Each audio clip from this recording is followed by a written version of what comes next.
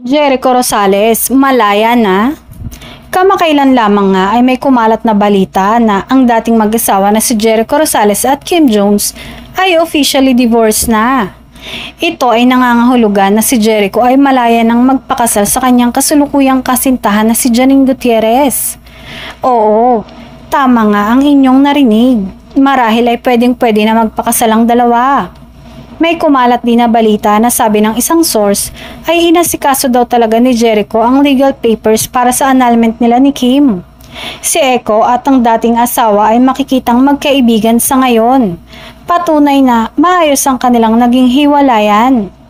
Samantala, sa mga kamakailang mga balita, may mga lumalabas na chismis patungkol naman sa magjowang Jericho at Janine na baka daw ikinasal na ang dalawa, ngunit wala pa namang kumpirmasyon mula sa kampo nila. Pero sa ngayon ay magiging mas masaya ang mga tagahanga ng Econin dahil matutupad na ang kanilang hiling na magkatuluyan at makapagpakasal na ang dalawa.